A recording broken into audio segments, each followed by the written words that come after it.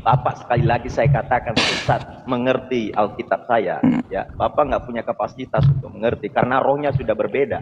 Bapak Lah. rohnya Pakai sudah roh berbeda. Ustaz, kalau mau belajar pakai roh. Begini, Pak Ustadz. perhatikan. Semudah itu loh ya, tinggal kita baca aja ngerti gitu loh kita. Ya. Loh, makanya rohmu bukan Roh Kudus, Roh Kudus. Ya, Bukan itu sesat sudah berpikir nih, coba Anda baca ya. Masa saya harus ajarin Anda balik? Aduh, nih. Assalamualaikum warahmatullahi wabarakatuh. Selamat datang kembali di ruang kajian ilmiah dan pemikiran kritis cerita hikmah. Pada tayangan video kali ini kita menghadirkan panggung dialektika teologis yang teramat krusial dan menyentuh ranah dogmatika paling mendasar, mempertemukan Ustadz Yusuf PI dengan seorang pendeta Kristen. Diskusi seketika memanas tatkala Ustadz Yusuf PI secara presisi membongkar ayat-ayat di dalam Alkitab sendiri yang secara eksplisit menyatakan bahwa Yesus atau Nabi Isa alaihissalam adalah bagian dari ciptaan, seperti sebutan sebagai yang sulung dari antara semua ciptaan. Ustadz Yusuf PI kemudian melemparkan persoalan logis yang sangat menohok. Bagaimana mungkin sebuah entitas yang secara tekstual diakui sebagai ciptaan justru disembah dan diyakini sebagai sang pencipta itu sendiri? Ketimpangan antara klaim teologi yang dianut sang pendeta dengan bukti eksplisit literatur kitabiahnya membongkar celah mendalam dalam konsep penuhanan Yesus. Mari kita simak video selengkapnya. Namun sebelum lanjut, jangan lupa untuk memberikan dukungan sederhana dengan cara tekan tombol subscribe dan like video ini. Dengan begitu kita bisa menjadikan saluran ini sebagai sarana berbagi ilmu dan kebaikan. Saya doakan yang subscribe tetap istiqomah dan kelak dimasukkan ke dalam surga.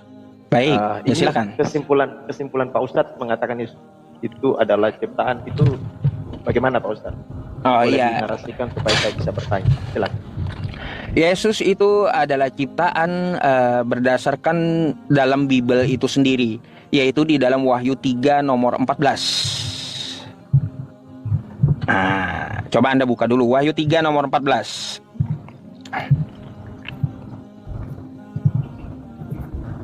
Wahyu 3 nomor 14. Nah, kita baca ya teman-teman ya. Wahyu 3:14. Dan tuliskanlah kepada malaikat di jemaat Laodikia. Inilah firman Tuhan dari Amin, saksi yang setia dan benar, permulaan dari ciptaan Allah. Saya mau tanya sama Abang, Amin ini siapa? Itu merujuk kepada Yesus. Yesus. Ya. Berarti Yesus ciptaan, betul? Oke, saya jawab Pak Ustadz ya. Boleh saya pastikan? Ya, saya nggak bisa mengatakan demikian. Itu harus disesuai konteks itu Pak. Ya, kayak gimana? Oke, begini. Untuk Pak Ustadz percaya dengan konteks Wahyu 3 ini ayat 13 ini, ayat 14. Sekali lagi saya sampaikan bahwa dari amin dikatakan di sini itu pengertian amin itu benar, sungguh. Yaitu kan dari kalau lihat terjemahan aslinya pengertiannya adalah benar, sungguh, ya. Itu pengertian, tapi yang dikatakan permulaan dari ciptaan Allah, ini bukan berarti Yesus itu ciptaan Allah, Pak. Ini Pak Ustadz salah paham dalam hal ini. Kenapa saya mengatakan demikian? Sebab kalau memang Pak Ustadz menerima ini bahwa ini Yesus adalah ciptaan Allah, bagaimana dengan teks yang lain? Bagaimana juga Yesus mengatakan aku yang awal dan yang akhir? Di Wahyu yang sama, Wahyu 1 ayat yang ke-17, saya bacakan begini ya. Bagaimana dengan ini? Apakah juga Pak Ustadz mengiyakan ini atau menolak ini? Karena memang tidak sesuai. Saya mau tanya dulu Bang. Di situ yang diberi gelar Amin itu siapa? Iya, Yesus. Yesus. Berarti betul, sesuai dengan yang dituliskan di ayat itu bahwa Yesus itu permulaan ciptaan. Ya kan sudah saya jelaskan menurut perspektif iman kekristenan Pak Ustadz. Ya, itu bukan berarti Yesus adalah ciptaan, bukan Pak. Justru kalau melihat konteks ini, makanya kalau kita fokus di kitab Wahyu saja, jelas-jelas Tuhan Yesus juga mengatakan di sana aku yang awal dan yang akhir. Sama kayak dengan di Al-Hadid 3 dikatakan juga dia yang maha akhir dan dia yang awal dan yang akhir. Di Satu-satu dulu, ya satu-satu dulu. Untuk saya konfirmasi Pak Ustadz. Nggak ada hubungannya dengan Al-Hadid gitu. Nggak ada hubungannya dengan yang awal dan yang akhir, nggak ada. Pada sang pencipta itu Pak. Bukan, yang saya bahas Enggak. yang saya bahas di sini, Yesus itu sesuai Wahyu 3:14 adalah amin. Betul yang Anda katakan. Berarti dia adalah ciptaan Tuhan, kan kayak gitu. Nih. Saya nggak mengada-ngada ya, Yesus itu ciptaan, kan kayak gitu. Dan tuliskanlah ya kepada malaikat jemaat Iya, di Laodikia. Ini firman dari amin. Inilah firman dari Yesus. Apa bunyinya? Saksi yang setia dan benar, yaitu permulaan dari ciptaan Allah dia, ya. Pak Ustadz, makanya begini. Oke, saya jawab ya. Saya berikan waktu dulu. Ini permulaan dari ciptaan, Yesus itu ciptaan. Oke, sudah Ya, selesai. amin ini kan Yesus. Berarti dia ciptaan, kan kayak gitu. Jadi begini, Pak Ustadz, saya katakan karena itu Bible saya mengatakan bahwa Pak Ustadz sesat berpikir dalam menafsirkan Alkitab. Loh, gimana sesat Bang? Saya juga makanya ngegogol Pak Ustadz dengar, ini saya ya. jelaskan Bang, kepada Anda. Dengar Bang, dulu. nih dengar saya dulu. baca tadi ya. Kalau Anda Ya, mau diskusi, dengar. Yesus disebut Dengar amin. dulu Anda nggak Amin dalam punya Alkitab, kapasitas kan gitu, khususnya dalam menafsirkan kitab Wahyu. Alkitab kami. Ya Yesus disebut amin, betul? Ya, terus nanti saya tanggapi, silakan. Kan inilah firman dari Yesus, kan kayak gitu. Siapa Yesus? Saksi yang setia dan benar. Dia itu permulaan dari ciptaan Allah. Makanya di situ saya bilang Yesus ciptaan. Saya hanya membaca yang tertulis, kan kayak Oke, gitu. Baik, begini Pak Ustadz, begini.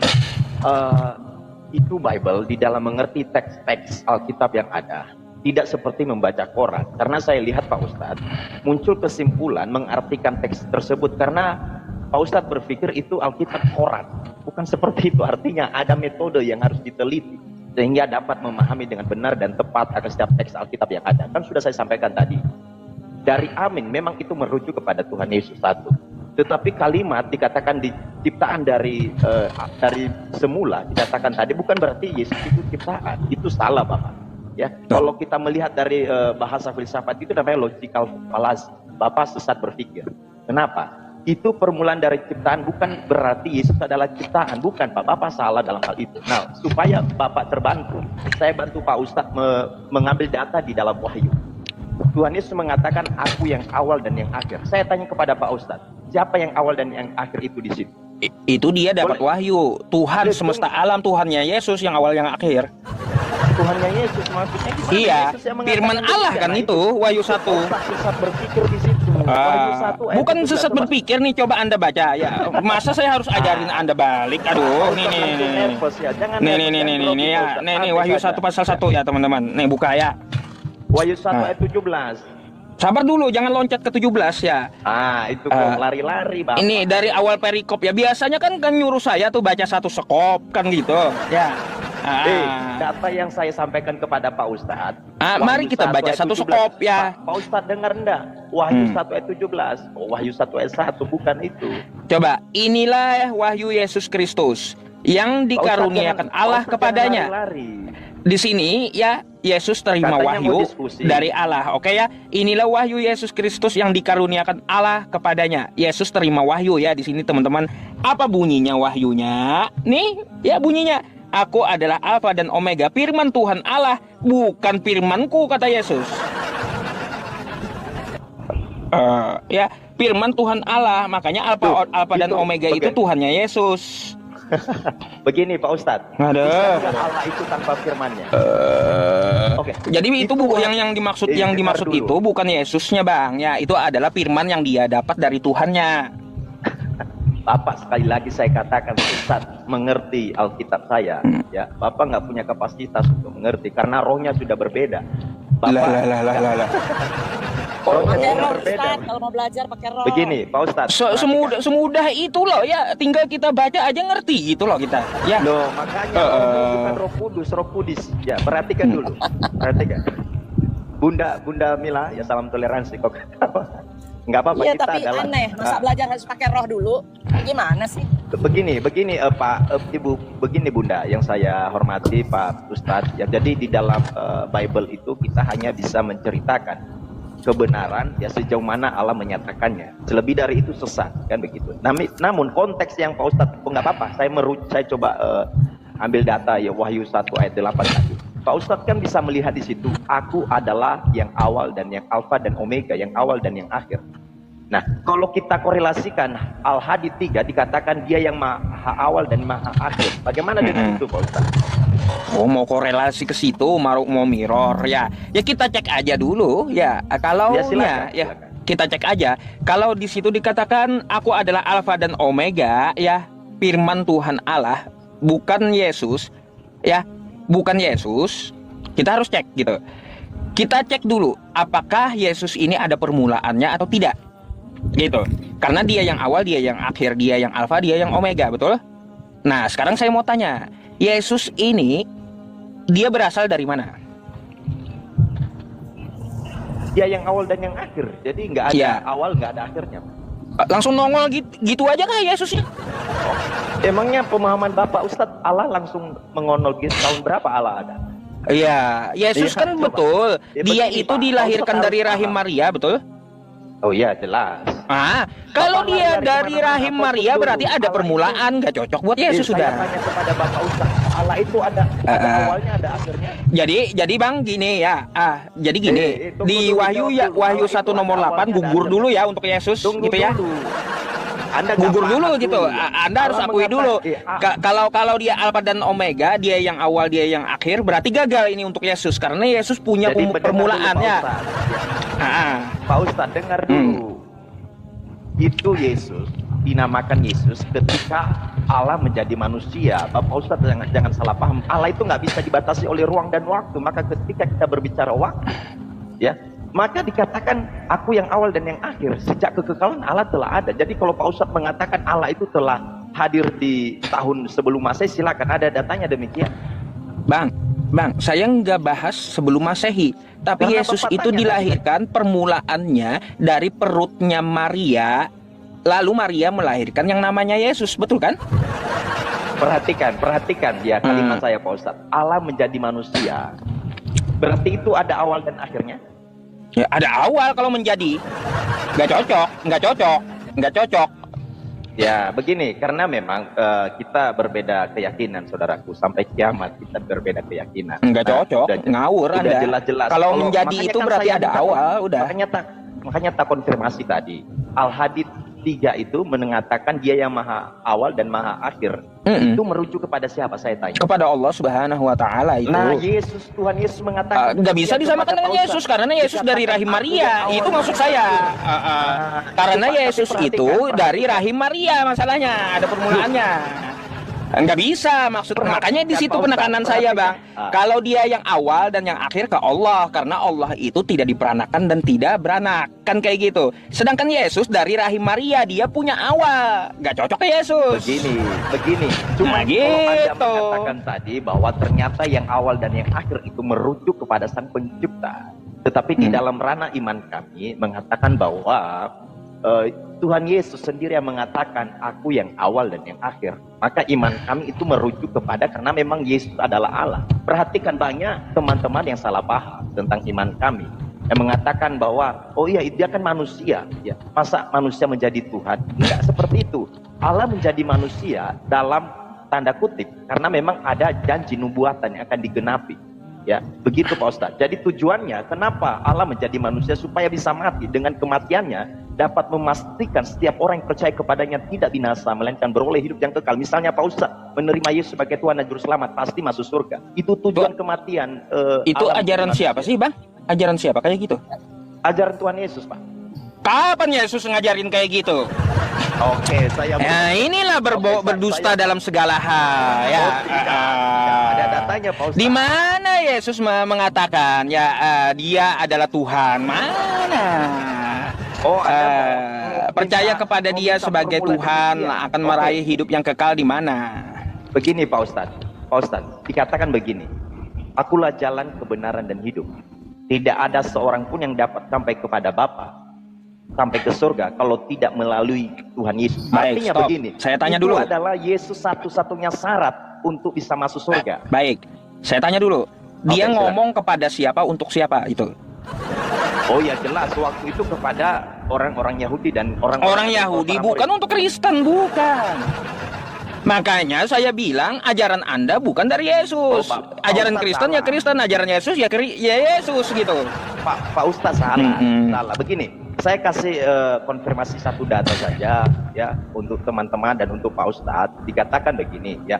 Jadi kematian Tuhan Yesus di atas kayu salib bukan hanya untuk orang Yahudi, tetapi untuk semua orang. Datanya di mana?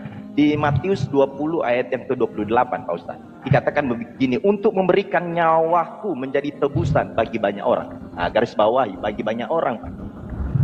Makanya dikatakan kalau engkau tidak percaya kepadaku, engkau akan mati dalam dosamu. Iya, Bang, nggak ada secara tekstual ya bahwa Yesus menyelamatkan Kristen, nggak ada. Itu karangan bebas kalian.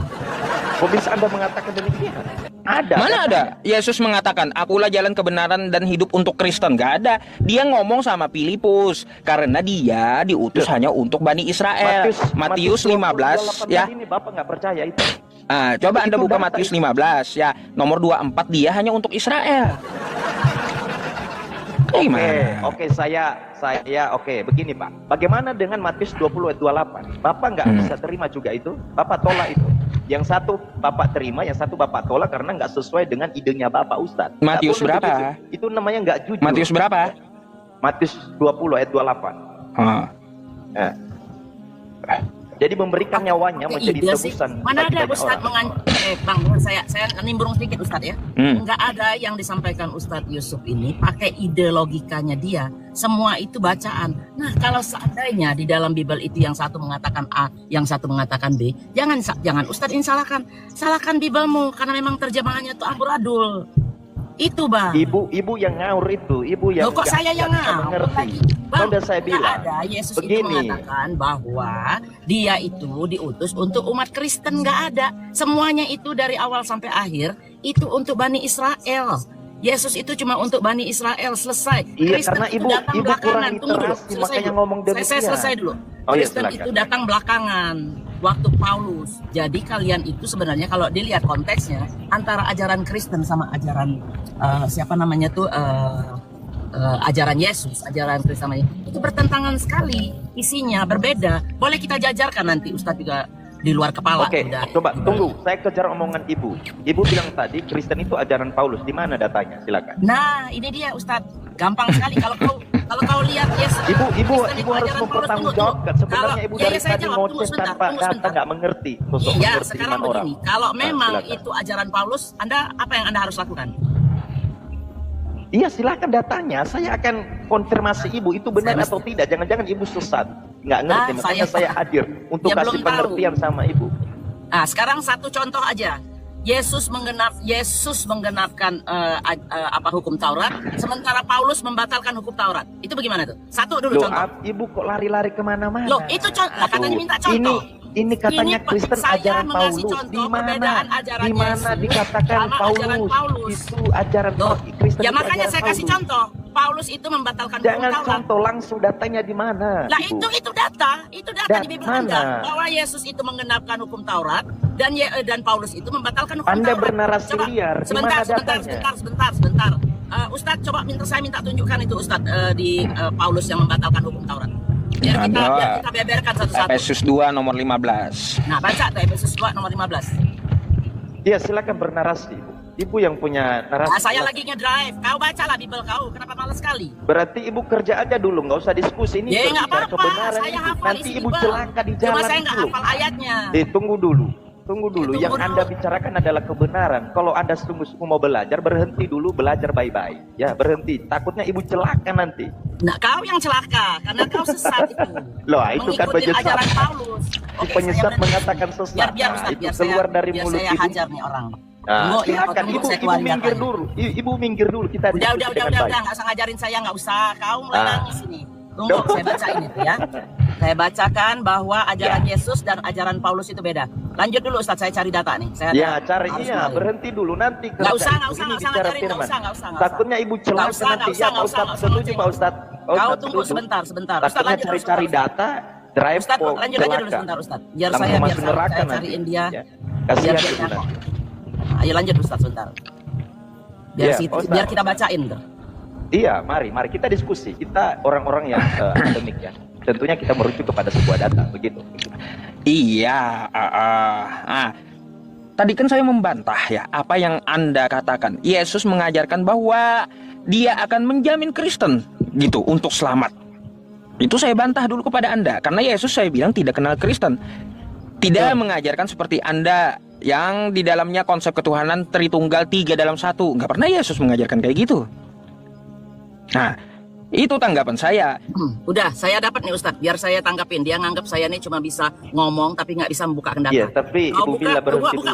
Buka sekarang. Buka Matius 5, 17, 19, buka. Matius 5. Kita ke ajaran Yesus sekarang. Baik, Matius 5 ayat berapa Ibu? 17 sampai 19. 17, 19. Baik, silakan. Ya baca kau bacakan. Oh, saya disuruh baca, baik. Iyalah, saya kau orang bacakan. Kristen. Masa kau nggak baca bedelmu sendiri? Demi Ngapain saya baca? saudaraku, bunda yang Udah, tercantik. nggak usah lebay, nggak usah baca aja. Bisa. Janganlah kamu menyangka bahwa aku datang untuk meniadakan hukum Taurat atau kitab para nabi. Aku datang bukan untuk meniadakannya, melainkan untuk menggenapinya. Lalu silakan Ibu. Oke, sekarang ajaran Paulus. Buka Ya. Roma 4, 14, 15. Habis itu kita ke Galatia. Oh, saya dikasih tugas baca-baca. Ya baca, ya. Biar Enggak. buktikan Da- bahwa data- ajaran Paulus dan ajaran Yesus itu Enggak, berbeda. begini, satu-satu. Yang saya baca, bacakan baca. ini Sekarang tadi, kita- pengertian Ibu bagaimana? Kita Supaya mirroring teman-teman sekarang. di bawah. Kita dengar. Enggak, ya ini ngeles tuh, lihat tuh Ustaz. Ngeles, dia nggak mau baca karena dia tahu di situ perbedaannya. Oke, saya kita baca, mirroring ya. antara Berapa, Yesus Rom? dan Paulus. Iya, Ayo, Roma sekarang- berapa tadi? Tidak apa-apa, Ya, Roma saya 4, ikut Bunda Roma 4, tercantik. Roma 4, 14, 15. Ayo. Roma 4, berapa 14, Ibunda? 15. Ya, 14. 5 sampai 15. Baca satu-satu tuh. Baik, siap Bunda cantik. Sebab jika mereka yang mengharapkannya dari hukum Taurat menerima bagian yang dijanjikan Allah, maka sia-sialah iman dan batallah janji itu. Nah, Karena hukum lan- Taurat membangkitkan murka, tetapi di mana tidak ada hukum Taurat, di situ tidak ada juga pelanggaran. Lalu lagi sudah. Lanjut ke Galatia 2:16. Puji Tuhan. Galatia. Ya, Galatia 2 berapa? sampai 6. Galatia 2 nomor 16. Galatia 2 nomor 15 ya Bunda ya. 16. 16, baik. Oke, kamu tahu bahwa tidak seorang pun yang dibenarkan oleh karena supaya kami dibenarkan oleh karena iman dalam Kristus dan bukan oleh karena melakukan hukum Taurat. Nah, Oke, jadi, sudah Bunda. jadi kesimpulannya bagaimana tuh antara ajaran Yesus dan ajaran Paulus? Itu aja satu. Masih banyak lagi nih di bawah nih. Dosa ditanggung Yesus, sembah Yesus sebagai Tuhan. Ini Paulus semua nih. Nih, perintah minum alkohol, nggak ada makanan yang haram, sebut Yesus Tuhan, Tuhan Bapa, Tuhan Allah itu beda. Itu Yesus, ini Paulus semua nih. Nah, itu satu contoh, coba Anda jelaskan. Oke, saya mute ya. Ustadz, kita dengerin dia sebentar. Nanti Ustadz lanjut ya, karena saya masih nyetir. Iya, baik Bunda. Baik, saya berikan respon Pak Ustadz begitu. Berdasarkan dalil yang ada. Ya, silakan direspon. Oke, baik. Tuhan Yesus tadi mengatakan bahwa aku datang untuk menggenapi hukum Taurat. Pertanyaannya begini, kenapa Yesus harus datang untuk menggenapi hukum Taurat? Karena tuntutan hukum Taurat adalah itu kesucian. Makanya dikatakan di dalam Ibrani 9 ayat yang ke-22, segala sesuatu itu disucikan menurut hukum Taurat. Tanpa penumpahan darah tidak ada pengampunan. Artinya begini, Tuhan Yesus menggenapi tuntutan hukum Taurat itu. Dengan adanya Yesus, maka hukum Taurat itu sudah tidak berlaku. Karena upah dosa adalah maut. Begitu. Itu juga nggak ada berkontradiksi. Kalau Rasul Paulus mengatakan, kalau engkau lagi bagaimana hukum Taurat itu telah digenapi oleh Tuhan Yesus dengan cara dia mati di atas kayu salib dan bangkit pada hari yang ketiga, maka oleh iman kamu diselamatkan. Itu bukan hasil usahamu tetapi murni pemberian Allah. Perhatikan di sini, itu Paulus juga mengatakan bahwa jangan lagi engkau hidup di bawah Udah, hukum Taurat. stop sampai situ, stop. Yang menyelamatkan engkau Itu adalah Anda iman. mau mencoba mendoktrin kita Lah, dengan ajaran saya gereja. tidak Itu tidak ada mendoktrin, di Bible saya Anda membaca seperti data itu. Ibu. Udah, Ibu. stop. Nggak usah dilanjutin. Itu kan ketika kita Nggak kasih usah narasi. Oke, Nggak usah silakan kalau diterusin, nggak narasimu usah. gimana? Itu nggak benar, itu jawaban Anda sendiri, bukan jawaban di Bible. Loh, Nggak ada di itu Bible. kan saya ambil data Nggak Yesus ada di menggenapi Bible, hukum nggak ada, Taurat. Bang. Nggak ada. Paulus Nggak ada di Bible, mengatakan nggak ada. oleh iman kepada Yesus Kristus engkau Ustaz, lanjut aja Ustaz. diselamatkan. Nggak usah diterusin. Dia malu, nangis sebentar lagi, nanti kabur. Yo tidak, Udah, lanjut silakan aja. tanggapan. Oh gini, Nggak usah mohon maaf. ditanggapin. Itu bukan di Bible. Saya minta, Kalau- saya minta itu jawaban di Bible Anda. Perbedaan antara ajaran Yesus sama ajaran Paulus. Bukan ceramah kayak di gereja, nggak usah. Oke, Nggak baik. perlu kita Oke, dengerin saya begituan. tambah. Saya ambil kuncinya saja Ambil perbedaan. ambil di Bible. Habis itu Oke. nanti saya masukin lagi ke yang lain. Oke, Kalau masih ajaran mau denger omongan saya masukin lagi. Oke, baik Bunda. Saya berikan secara ringkas saja. Sorry Pak Ustadz ya, saya berikan karena ini tuntutan dari Bunda tercantik ya. Jadi perbedaannya adalah Tuhan Yesus menggenapi hukum Taurat, makanya dikatakan oleh iman kamu diselamatkan. Ya, kalau engkau tidak percaya bahwa akulah Dia, engkau akan mati dalam dosamu. Itu artinya oleh iman. Tetapi kalau Paulus juga oleh iman, kenapa? Saya akan buka datanya. Kenapa saya katakan Paulus juga berbicara oleh iman? Sebab dikatakan begini, Efesus 2 ayat 8 dikatakan begini, sebab karena kasih karunia kamu diselamatkan oleh iman. Itu bukan hasil usahamu, tetapi pemberian Allah. Jadi pengajarannya sama, Ibunda tercantik. Itu tanggapan dari saya sih, ringkas saja. Silakan. Boleh, itu nanti laki-laki bawah yang menilai. Satu lagi, saya ngasih ini ya, ngasih Lara Matius, buka Matius 7 21 23. Bagaimana kita teruskan Pak Ustadz? Ya, terus apa-apa terus. Nggak apa-apa, Anda diskusi dulu sama Bunda Mila, mumpung bisa santai saya. Ya. Padahal saya pengennya lama-lama sama Pak Ustadz ini. Ya nggak apa-apa nanti sama Ustadz. Saya terbatas waktunya. Karena Pak Bunda kan nggak ada standby. open cam, kurang asik kalau nggak open cam Bunda. Nggak, saya open cam tadi udah, nggak perlu open cam sama kau. Aduh, saya mengasihimu Bunda. Saya doakan Bunda supaya aman-aman juga lah deh. Kalau mau nangis. Buka Matius, ayo. Matius 7 21 23, ayo buka dulu itu. Masa pendeta disuruh nangis? Bunda. Bukan, dia murid Edis Takjil. Oh siapa? Bunda ini. Bunda ini murid Pak Edis. Korban Pak Edis. Oh, pantesan Pak Ustadz. Pak Ustadz, ini Bunda. Bukan Bunda Mila, kau itu sama kayak Edis Takjil. Udah, lanjut, ayo saya dengar dulu. Pak Ustadz. Buka Matius 7 21 23. Buka Matius berapa? Buka Matius 7 21 23, ayo. Ya. Pak Ustadz, saya lanjut ini. Saya baca. Nggak apa-apa, sama Bunda Mila nggak apa-apa. Silakan. Silakan. Begini, kita harus sopan. Ini kan yang punya rumah kan Pak Ustadz. Nggak apa-apa. Coba diskusi dulu sama Bunda Mila. Coba. Tapi jangan lama-lama Bunda bilang. Nggak usah. Kita aja. Kita urusan Paulus sama Yesus aja. 2 ayat lagi saya bawain. Kalau kau udah nggak bisa, apa saya stop sampai sini. Tapi jawab dulu yang ini udah saya sebutkan. Oke, baik. Jawab dulu. Matius 7 21 23, Bang. Oke, saya baca. Baca, ya. Oke, baik. Oke, saya baca ya. Ya. Bukan setiap orang yang berseru kepadaku, Tuhan, Tuhan, akan masuk ke dalam kerajaan surga, melainkan dia yang melakukan kehendak Bapakku yang di surga. Pada hari terakhir banyak orang akan berseru kepadaku, Tuhan, Tuhan, bukankah kami bernubuat demi namamu, dan mengusir setan demi namamu, dan mengadakan banyak mujizat demi namamu juga.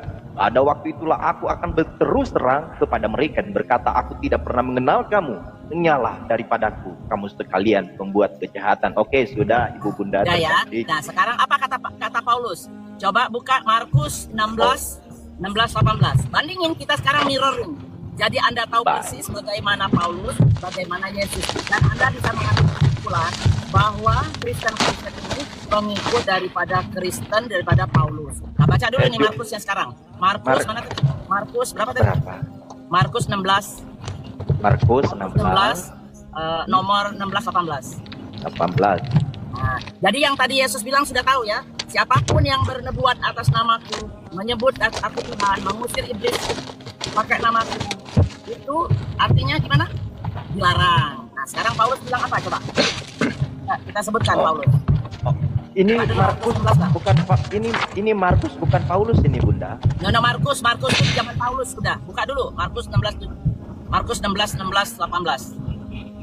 Markus 16:18. Mereka akan memegang ular dan sekalipun mereka minum racun maut, mereka tidak akan mendapat celaka. Mereka akan meletakkan tangannya atas orang sakit dan orang itu akan sembuh. Sesudah Tuhan Yesus berbicara demikian kepada mereka, terangkatlah ia ke surga, lalu duduk di sebelah kanan Allah. Mereka pun pergi memberitakan Injil ke segala penjuru dan Tuhan turut bekerja dan meneguhkan firman itu dengan tanda-tanda yang menyertainya. Sudah. Sampai 18 itu? Apa 16 doang? Iya, sudah sampai 20 saya malah dari. Nah, jadi 18. Di situ kan kelihatan bahwa Paulus itu menyuruh kalian itu menyebut Yesus itu dengan nama Tuhan. Sementara Yesus tadi menolak, malah mengusir, menyumpahi istilahnya kalau orang kita sekarang ini. Nah, enjanglah kau karena kau menuhankan. Jadi gimana itu? Itu baru 2 ayat itu. Masih banyak lagi loh. Ada 8 saya jelasin dulu Bunda, tercantik. Oke, Saya Matius. nggak mau pendapat Anda ya, saya mau Anda bawa data. Iya, saya buka data Matius 7 tadi, ya. Matius 7 ayat 21, ya. Bukan orang berseru-seru kepadaku Tuhan Tuhan yang akan masuk dalam kerajaan surga, melainkan dia yang melakukan kehendak Bapakku. Ya, begini Bunda, ini merujuk kepada satu nabi-nabi palsu yang mengatasnamakan, oh ya saya mengenal Yesus, saya mengikuti ajaran Yesus, saya puasa, kami disunat. Nah, itu mereka nabi-nabi palsu, Ibu Bunda. Dan kedua, mereka para pembuat Hold on, sebentar. Oh, disuruh kita sebentar. Lanjut ini Pak Ustadz. Ya, itu kan konteks pembahasan Anda berdua tadi. Kalau selesaikan aja dulu. Ya. Oke, soalnya ibunya bilang sebentar supaya nggak sia-sia tadi. Saya nggak dengar tadi bahwa Anda bilang itu nabi-nabi palsu. Apa hubungannya? Saya minta Anda jabarkan itu Matius 7 tadi bahwa Yesus itu menolak disebut Tuhan. Nah, itu Iya, makanya saya sampaikan. Karena ini orang yang mengatakan Tuhan, Tuhan, kami telah bernubuat, telah melakukan hal segala macam. Itu siapa tuh? Itu siapa tuh yang ini Tuhan, mereka, makanya kan saya jelaskan Ibu Bunda. Ya, saya tanya dulu pertanyaan satu. Siapa yang menyebut bahwa Tuhan, aku bernubuat atasmu? Itu orang Kristen bukan yang menyebut Tuhan. Nabi palsu Bunda, atau Kristen palsu. Gimana Kristen palsu? Ada Ustadz Kristen palsu. Nah, makanya saya jelasin gimana. Ini katanya berdiskusi dengan santai, sopan, dan teratur dan tertib. Ibu Bunda nggak mau dengarkan. Karena udah ngaco jawabannya itu. Ah, itu kan belum lagi saya jelaskan. Sudah bilang ngaco. Yang Justru ada yang poinnya ngaco. kita begini. Ada nggak Poinnya kita bahwa Yesus itu menolak disebut Tuhan. Sementara Paulus mengajarkan Kristen menyebut Yesus itu. Saya belum jelaskan narasi. Kan Markus tadi bilang. Ibu perhatikan dulu. Itu merujuk satu, nabi-nabi palsu. Jadi kalau udah palsu berarti isinya omong kosong. Ya, mereka mengatasnamakan kenal Yesus. Kan sudah saya sampaikan tadi. Itu kedua adalah mereka pembuat kejahatan. Mereka berpikir di surga itu nanti tentang kehidupan yang nyaman-nyaman, enak-enak. Dan mereka hidup di dunia ini berbuat kejahatan. Padahal intinya begini, mereka bobrok pembuat kejahatan dan mereka tidak layak untuk masuk surga. Sehingga waktu nanti di akhir kiamat dihakimi oleh Tuhan Yesus. Tuhan Yesus mengatakan, aku nggak mengenal kamu. Makanya kan dikatakan Matius 7 tadi ayat 21. Bukan setiap orang yang berseru kepada aku. Perhatikan Bunda. Perhatikan, saya coba menjelaskan sebentar saya. Bukan setiap orang yang berseru kepada aku. Ini kan kalau diartikan untuk saya sederhanakan. Bukan setiap orang di Komal ini orang Kristen. Berarti ada agama lain. Sama. Bukan setiap orang yang berseru kepada aku Tuhan, Tuhan. Nggak semua orang yang benar-benar imannya sejati. Tetapi banyak juga imannya palsu. Ya itu Ibu Bunda. Tapi di dalam Markus tadi nggak ada yang bertentangan di situ. Itu bagaimana Tuhan Yesus ketika naik ke surga, dia memberikan kuasa kepada murid-murid. Ya, dan para murid-murid termasuk Petrus. Ya, ketika dia berkhotbah menceritakan kematian dan kebangkitan Kristus Yesus untuk menebus dosa manusia, apa yang terjadi? Orang bertobat, memberi diri dibaptis, menerima Yesus sebagai Tuhan dan Juru Selamat mereka. Begitu, Bu Bunda, silakan.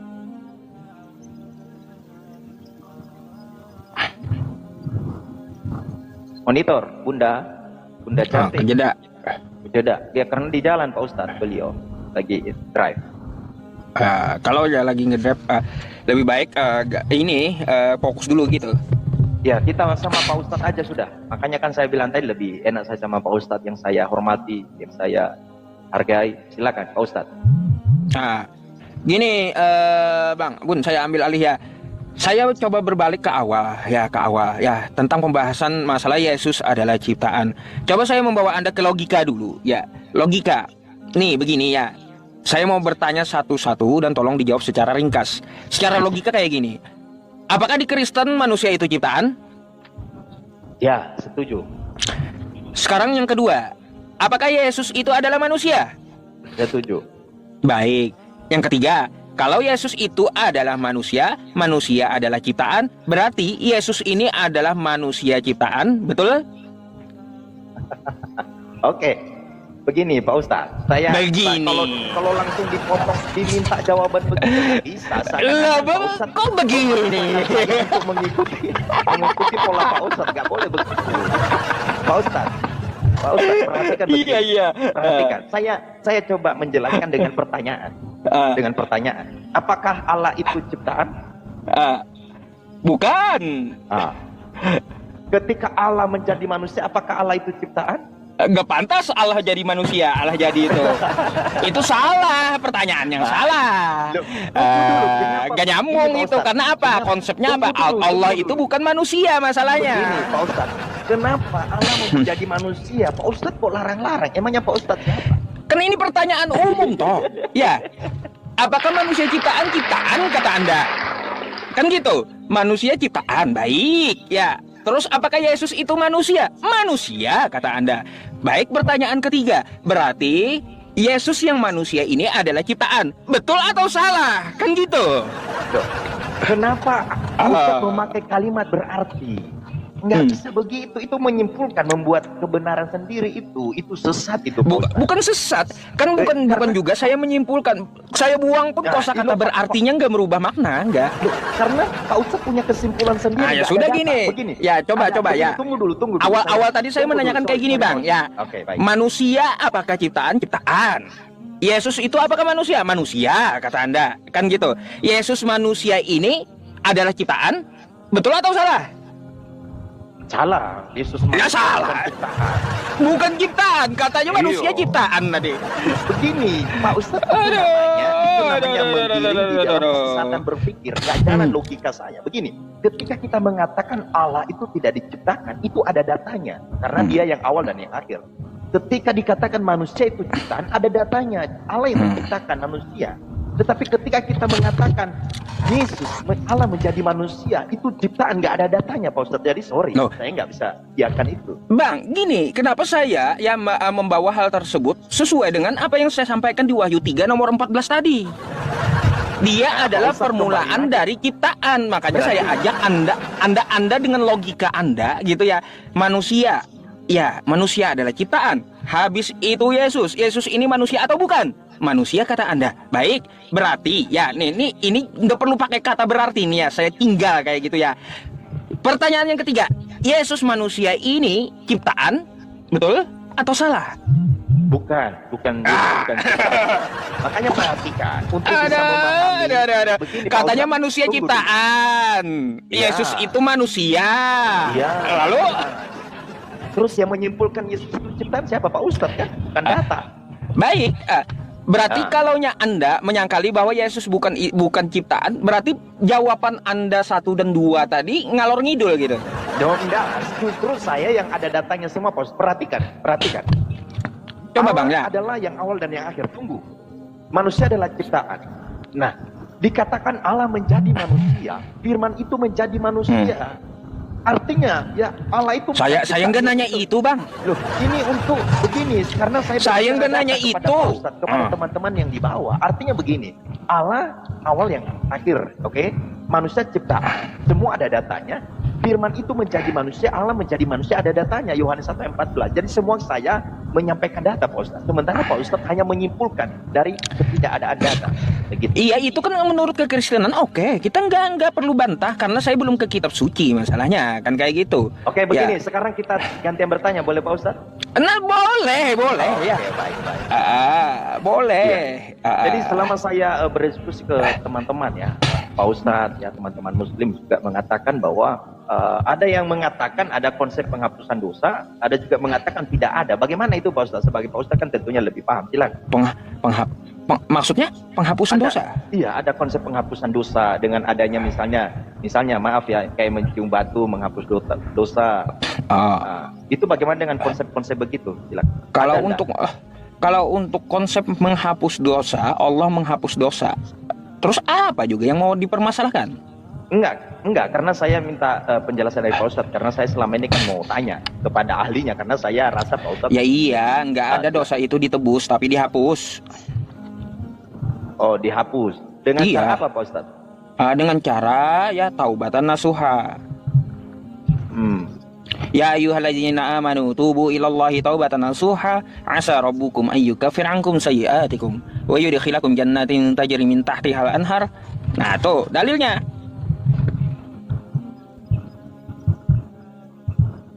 Nah, bingung kan abangnya? Ya, Pak Ustadz yang punya narasi, itulah enaknya di saya Pak Ustadz. Jadi karena itu imannya Pak Ustadz, saya persilahkan.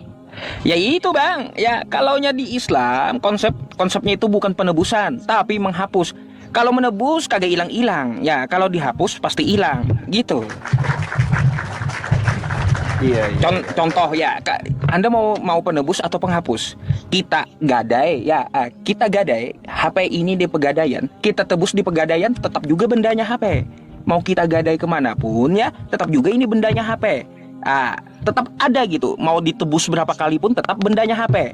Tapi kalaunya Islam bukan menebus lagi dengan HP ini, tapi langsung dihilangkan HP-nya, gitu. Nggak perlu lagi jadi tebusan-tebusan, tapi langsung dihapus dosa itu. Jadi lebih pilih mana kita? Mau penghapus kah atau penebus kah? Masa orang lebih mau pilih penebus daripada penghapus? Enggak, karena begini, kan gitu. Ada di dalam hadis itu mengatakan ternyata yang bisa menggantikan yang bisa menebus dosa. Itu konsepnya bang. Dalam hadis itu saya tahu, udah sering saya jelaskan. Konsepnya itu bukan tebusan dosa, tapi yang di situ adalah tempat, pengganti tempat. Pengganti tempat. Iya. Karena apa? Karena di neraka itu setiap bloknya itu udah ada tempatnya untuk Yahudi dan Nasrani.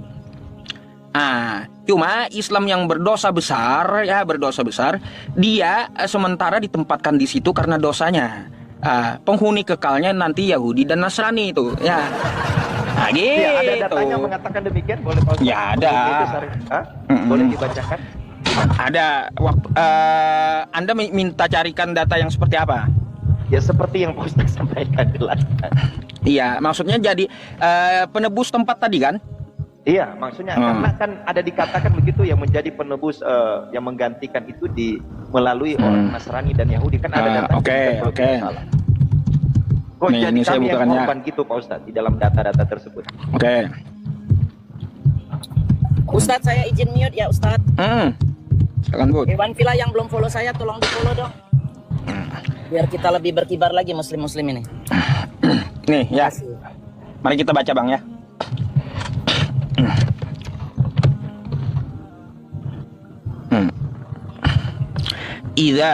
Idza kana yaumul qiyamah, langsung aja kah? Langsung aja. Oke. Nih, pada hari kiamat kelak Allah Ta'ala akan menyerahkan seorang Yahudi atau seorang Nasrani kepada setiap orang Muslim. Kemudian Allah Ta'ala berfirman, inilah penebusmu dari siksa neraka. Ya, kok kami yang menjadi penebus Pak Ustaz? Iya, di sini bukan tebus dosa, bukan. Ya, gitu. Jadi kami dikatakan di sana Kristen dan Yahudi itu menjadi penebus dosa Pak Ustaz, silakan. Nah, bukan penebus dosa, penebus neraka, ya. Penebus tempat, ya. Penebus tempat di neraka, siksa, penebus dari siksa neraka, gitu.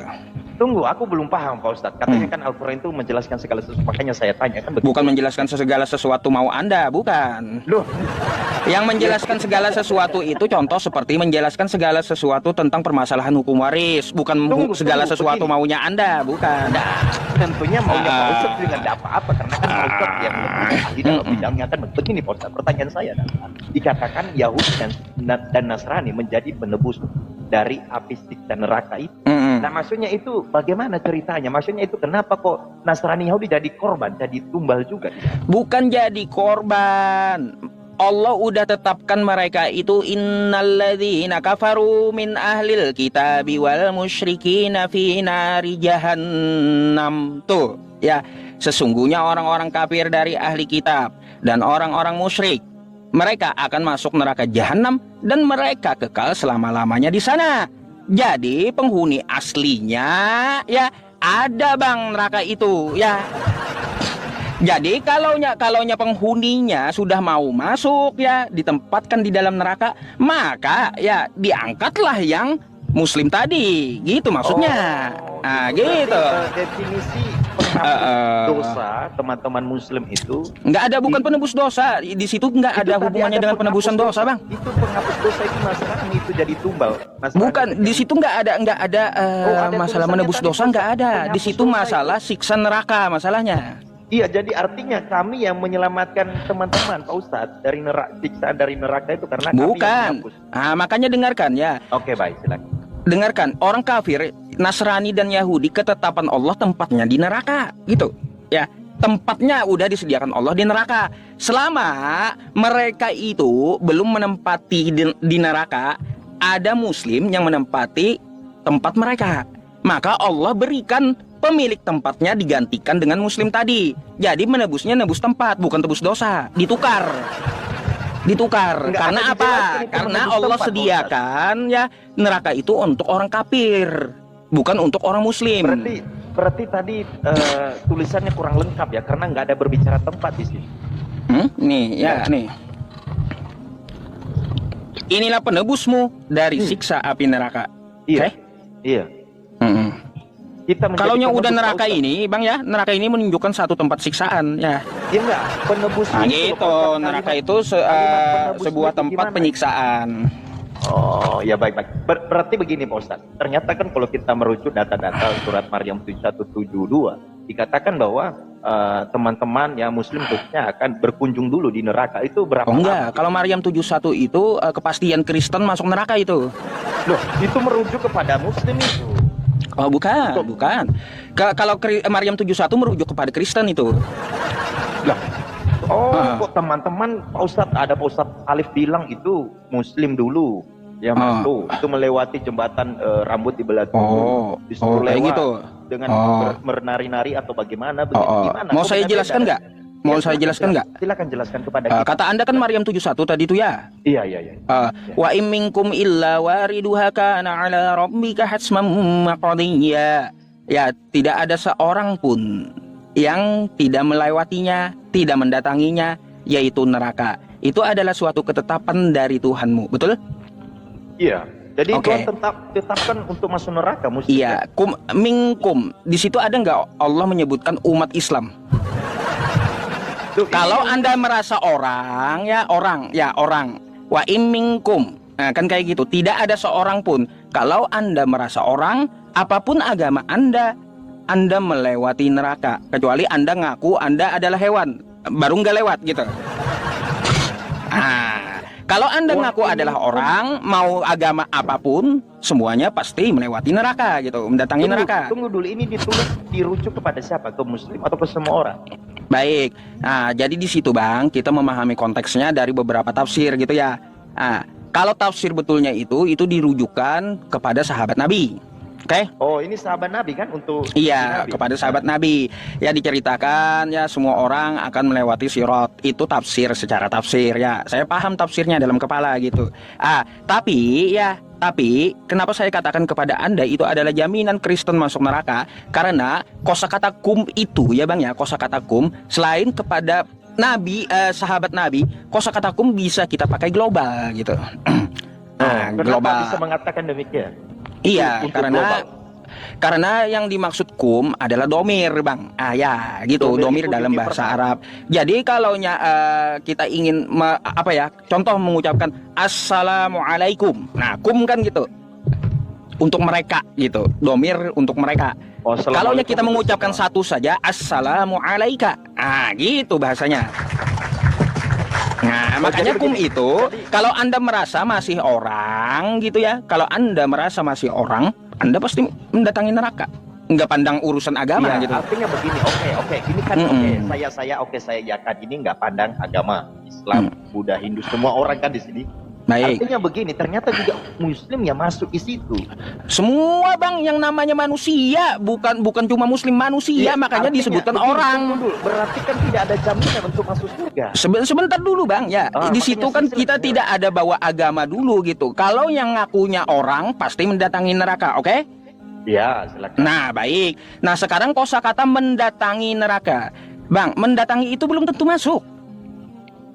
Mendatangi neraka. Emangnya neraka itu seperti apa? Silakan. Oh ya sudah, coba kayak gini, Bang. Abang mendatangi laut, abang masuk laut, gitu. Oh, berarti di pinggirnya neraka. Ya, kayak gitu. Nggak mungkin kan ketika abang mendatangi laut, abang masuk laut, nggak mungkin. Oh, gitu. Berarti di pinggirnya neraka itu ada Atau kayak gini, apa? Bang, abang mendatangi kubur. Apakah abang masuk kubur? Kan kagak. Kan Itu, Pak gitu. Ustadz. Kalau Pak Ustadz pakai analogi begitu, ya datang ke kubur, ya datang ke kubur. Kecuali Iya, kalau Pak Ustadz makanya bilang mendatangi begini, kubur apakah bukan kalau berarti masuk datang kubur, mendatangi neraka Nah, bukan itu berarti kalimat masuk Ustadz tidak neraka. Oh, Oke? berarti ini nggak masuk neraka. Kristen juga nggak masuk Nah, neraka. coba ada lagi ayat selanjutnya kan tuh. Kata Anda 7172. Jadi semua manusia tanpa pandang agama mendatangi neraka. Kan kayak gitu. Ya, semua mau agamanya Hindu, Buddha, Katolik, Islam dan yang lainnya semua. Pokoknya yang ngaku manusia kecuali ngakunya monyet gitu ya. Ah, kalau monyet kagak melewati, kagak mendatangi neraka karena Oh. monyet bukan orang, dia hewan gitu ya. Oh iya. Nah, jadi di situ Allah katakan di ayat selanjutnya, "Tsumma nunajjil ladzina taqaw," dan Allah menyelamatkan orang bertakwa. Oke? Betul nggak? Jadi menyelamatkan yang bertakwa itu seperti apa definisinya, silakan? Siapa yang bertakwa? Buka Quran surah Ali Imran ayat 102. Ya ayyuhalladzina amanu taqullaha haqqa tuqatih wa la tamutunna illa wa antum muslimun. Hai orang-orang beriman, ya, bertakwalah kepada Allah dengan sebenar-benarnya takwa dan janganlah kamu mati kecuali dalam beragama Islam. Jadi di situ Allah akan menyelamatkan umat Islam. Hikmah teragung yang dapat kita petik dari perjumpaan ini adalah bahwa konsep ketuhanan yang murni haruslah terbebas dari kontradiksi internal antara teks wahyu dan klaim dogmatika. Pendedahan yang disampaikan oleh Ustadz Yusuf PI semakin mempertegas pandangan Al-Quran bahwa Nabi Isa alaihissalam adalah seorang hamba Allah dan Rasul mulia yang diciptakan olehnya, bukan sang pencipta yang menjelma menjadi makhluk. Perdebatan ini menggarisbawahi betapa pentingnya menguji kembali asas keimanan melalui nalar yang jernih dan data tekstual yang jujur, agar manusia tidak terjebak dalam penghambaan kepada sesama ciptaan. Melalui dialog ilmiah ini, kita disadarkan akan keagungan tauhid dalam Islam yang mendudukan Allah Subhanahu wa Ta'ala sebagai satu-satunya sang pencipta yang Maha Esa, tanpa ada sekutu maupun keterikatan pada sifat-sifat kelemahan makhluk. Terima kasih telah menyimak ulasan teologis yang mencerahkan ini hingga akhir. Jangan lupa like dan subscribe channel ini agar tidak ketinggalan video menarik lainnya. Wassalamualaikum warahmatullahi wabarakatuh.